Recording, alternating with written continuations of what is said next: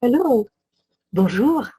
My name is Solange Tremblay. I'm the president of the Sustainability Communication Group, a group of specialists and researchers focusing on issues related to sustainability communication, ethics, and CSR. I am also the lead author, director of the International Declaration of Communications Professionals and Researchers for a Healthier, Viable, Better World. Previously, I was an associate professor at Université du Québec à Montréal, where I co-created the first Canadian graduate program in CSR, focusing on the double perspectives of communication and management sciences. So, more than 30 years in communication as a practitioner, researcher, and educator. This webinar will be a savvy blend of complementary elements about the important place and responsibility communications have to build our common future. For this purpose, we hope you will find it helpful to follow two presenters working in tandem for a more dynamic content, especially with my colleague, Steve Connor from UK. Hello, Steve. Hi, Solange. It's lovely to be with you today and to speak to everybody who's watching. My name is Steve Connor. I'm the Chief Executive of Creative Concern in the UK. We are a creative agency dedicated to sustainability and social issues, and we've been busy building our business for 20 years of creativity in this space. I'm also the co-founder of a network called DNS, Do Not Smile. I'll talk more about that later, but it is a European network of similar agencies to ourselves. Thanks. Back to you, Solange. Thank you. So let's begin. Acknowledge our responsibilities in communication. We certainly have to understand the issues of our time, understand the role, duties, and responsibilities of communication, and act responsibly. For more than a year, a pandemic has been violently attacking all regions of our world, but with a more insidious brutality among the most vulnerable groups in our societies, accentuating inequalities, revealing wider weaknesses in several regions, struggling with insufficient means to inform and protect their populations, and affecting the communication capacities of specialists in these regions. 3 million dead already. And of course, as the pandemic rages on, the climate crisis has lost considerable importance in the public eye. But as all scientists tell us, there is no time now to build new things in the old ways we used to. What our societies do now will define the fate of the planet and the destiny of human life. As UN environmental experts emphasize, COVID-19 hasn't only raised concern for health, it has also showed issues of human rights, including those related to the environment, demonstrating that the health of people and planet are one and the same. The air we breathe, the water we drink, can mean the difference between life and death. And it has become clear that good communication and information can help change the world swiftly. What kind of memory will our era inscribe as a heritage in communication? What models, what knowledge, what practices, what discourses of commitment in communication will we be able to bequeath? Because knowing how to stand when our world is shaking is a responsibility that is a matter of urgency for governments, our leaders, and for the communication community. Let's look at how the authorities present the role of communication. Here is what UN Secretary General Antonio Guterres said a year ago. As you can see from this quote from Antonio Guterres, there is another virus affecting us, misinformation. And what this quote shows is that there is a huge role for communications in our world today, not just to promote good causes, but actually to save lives. Good communications is really critical to any kind of recovery from COVID, and it's up to all of us who work in the sector to actually do something about it. Now, COVID-19 is, of course, a communicable disease. This is a statement some of you may have come across from colleagues in the industry, Bledcom. But there are other issues around communications and communication sciences that are absolutely critical to our future, whether it be communicable diseases, the infodemic that Guterres was talking about, or the fight for nature and fighting mass extinction. And it's my view as a practitioner that it's actually these sorts of communications that are critical to our common future and that we're talking about today. And as this cover of Time magazine reminds us, you know, climate and the climate emergency is everything as we emerge into a recovery. And every corner of society has to make a bold transition to net zero, and every corner of society will need communications to help that transition to happen. And again, that's the subject that we'll be talking about a little bit more today. As this unprecedented global crisis calls for all these synergies around the world, the time has come to strengthen the natural links between the professional and academic worlds in their communication roles and responsibilities, to fortify the cohesion of communication and information forces. To rebuild hope in these uncertain times has become a necessity in order to redefine our vision of a better future, one that cares for nature and our humanity. As Winston Churchill said once, if you don't take change by the hand, it will take you by the throat. And you probably remember what Cutlip Center and Broom wrote 20 years ago. To paraphrase Darwin, it is not the powerful organizations that will survive. It is those able to adjust and adapt to a changing world.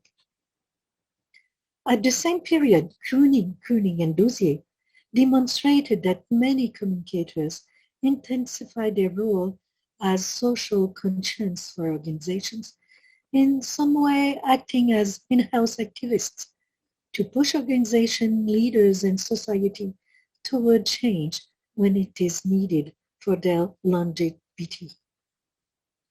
For us now, this is the real goal, to be communic actors. Thank you, Solange. I wanted to talk from a practitioner's perspective about the change that we want to make in the world through good communications. And I thought I'd start with a film we just made as part of a toolkit for the C40 Cities Network. And I'm going to play that film for you now.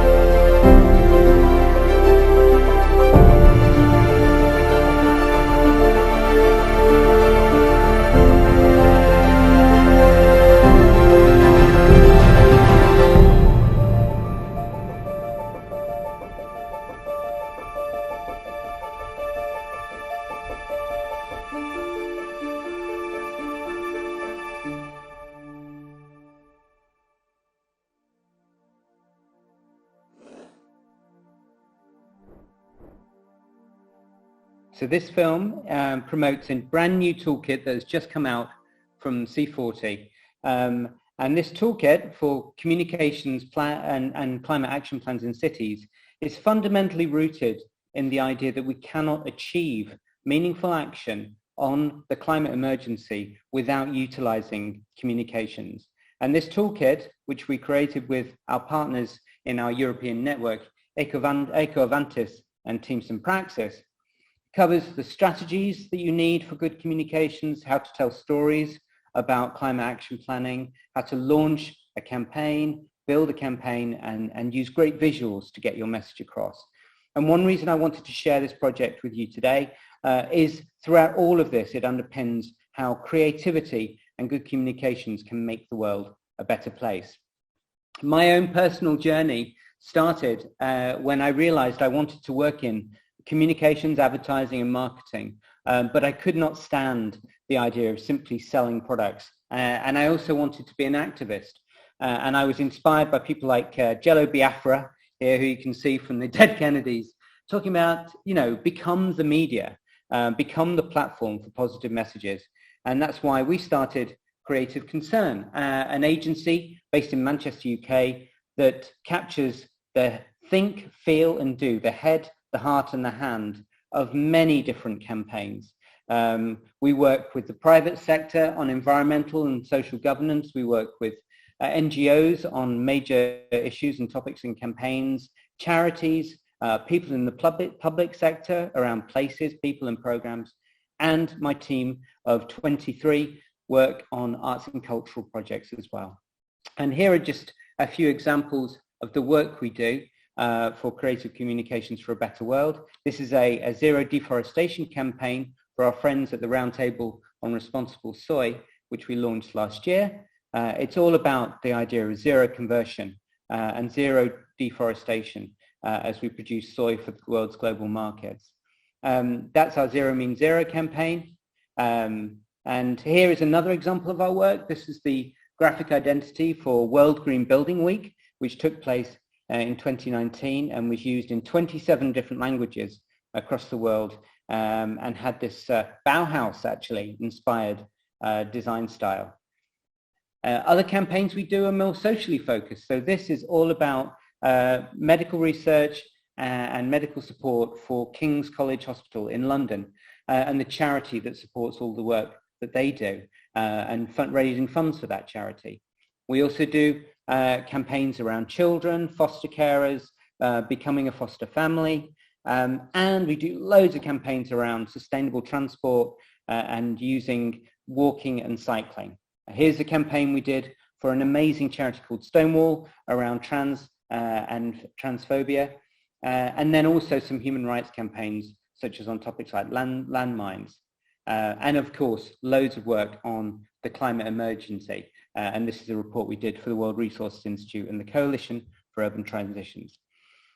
The reason I showed you all that work is that all of this is inspired by the idea, again inspired by Antonio Gramsci, that we can make a change if we use positive communications. We can balance the optimism of the will with the reality of the everyday challenges that we face. So I wanted to finish before handing back to Solange with just a few things I've learned from our practice. And that is, creative campaigns have to balance fear with optimism that a change can happen. Emotional connectivity beats any kind of rational argument anytime. And so you have to balance emotions with rationality. You win the center. So when you create a campaign for change, really speak to as many people as you can. Don't go to the extremes. Build shared values. It's amazing how we all share a huge set of common values. And if you make them part of your communications, it can be hugely effective. Be stupid sometimes, have fun, make things beautiful, take risks, and then you'll cut through. We're exposed to around 1,000 commercial messages every day. So good, sustainable communications has to really raise the bar on creativity if you want to cut through. Smile, it's okay to be good. Reward change that is positive. And as I started with, don't hate the media, be the media, and get your message out there. Finally, I'll finish with Guy Debord. Boredom is always counter-revolutionary, and that's why communications is so important, because we can fight the boredom that can stop progressive change from happening.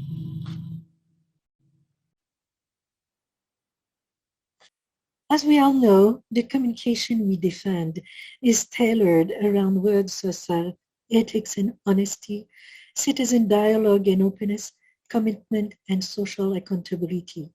This means that the days of top-down, one-way communication models are long gone for the large majority of us. As well, we recognize today the central role of communications in the democratization of our societies. However, today, information, communication, and democracy are under attack. Populism, climato-scepticism, hateful ideologies have serious consequences for human rights and future generations, which call for all forms of solidarity. We are indeed at a tipping point in our era that invites us to mobilize into a strong community. Being late is an act of violence, said Gandhi. We cannot abstract from this momentum, for it is indeed an unprecedented one. Communication based on listening, ethics, equity, inclusion, and participation is the very basis of responsibility communication, and knowing how to break barriers, how to listen, how to give a voice to the voiceless can open up new possibilities. So we must look to the future with hope. And in response to the global emergencies of our time, strong solidarity and creativity can stand as a force that can nourish social action and resilience. But it is no longer enough to agree. To fight these threats that violently hit our planet, we must take action to contribute to our humanity and our planet's health. Withdrawal and inaction are not options, and we must be there now, without fear and with solidarity. Without fear, indeed, since a very large mobilization is already unfolding at an international scale with the International Declaration of Communications Professionals and Researchers for a Healthier, Viable, Better World. Launched in January with the important sponsorship of Orbicom, the international network of UNESCO chairs in communication, and its Secretary General Omar Khan, this is a commitment to humanist values that aim to mobilize broad solidarity towards a healthier world. This initiative came into reality with the work of a group of communication specialists and researchers, including my friend Steve Connor, concerned by the global health emergency and the growing climate crisis. In fact, this large extract here highlights their importance as global issues in communication. In less than 2 months, over 100 groups, associations, networks in communication around the globe have signed it. Solidarity is an elastic word in our very fragile time. This era is so dramatic that a week ago, another inspiring example led by the European Public Relations Education and Research Association was launched.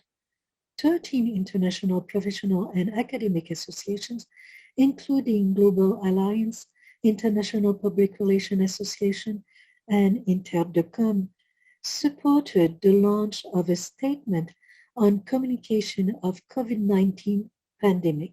Thank you, Solange. You're completely right. We have to build global solidarity, expand our networks, and reach every part of the world with good communications to help face down these challenges, particularly after the reset moment of a global pandemic, when we have an opportunity to really build back better. I wanted to share with you our work to build and expand that solidarity, which has been a network that we've been building for the last 10 years called Do Not Smile, DNS. We called it Do Not Smile because there is an irony in sustainability communications that everybody thinks it's so serious when we know that actually to make people smile is part of the change we need to make in the world. We now have a network, you can see them on this slide here, of 11 or 12 agencies right across the continent of Europe, from ourselves in the UK through to Denmark, Brussels and Belgium, 2 agencies in Belgium actually, in the Netherlands, Germany, France, Italy, right the way through to Turkey and Greece, and some very great friends at Eco Avantis in Spain. We have this amazing network, and we increasingly work together collaboratively on global projects that make the world a better place. And this year, for the Global Climate Change Conference, COP26, we are creating a network program and a campaign based around all of these agencies that do global communications on social good. And what's really exciting, just during the lockdown of COVID, is that our network has inspired a fellow network called ATI. This is the global set, a Latin American set of agencies focused on the triple impact, the triple bottom line. And ATI is a really inspiring network of 18 agencies, creative agencies like us, working across Argentina, Brazil, Paraguay, Mexico, a number of countries across Latin America. And like DNS, they work on sustainability, but also on really important issues like women's rights, gender, and social issues and human rights. And they are a huge, huge inspiration. We're now collaborating with them directly on our program for COP26. We have to build solidarity and build our networks if we want to make the change that Solange has been talking about. Thank you very much again, Steve. This is so inspiring. Indeed, our world needs this solidarity in its largest expression. Let's look at the International Declaration again. Just over the last 2-3 months, an important solidarity has been growing. As shown here, this commitment is spreading in every part of the world, in Europe, North America, Africa, Asia, and in Latin America, where a total of 31 groups have signed up. With also a strong endorsement from 15 major international and global associations representing practitioners and researchers throughout the world. As shown here, their support is very demonstrative of this solidarity, thanks to their active commitment and the support of many groups.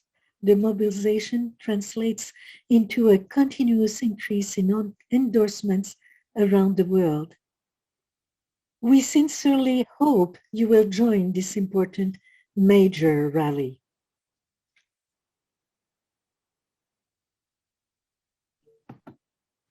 Thank you, Solange. So we'd like to summarize now these 4 steps again that we think are really critical. First of all, as researchers and communicators and practitioners in this space, we need to be responsible in our use of communications. We need to be the actors of change and use our communications to bring about a better world.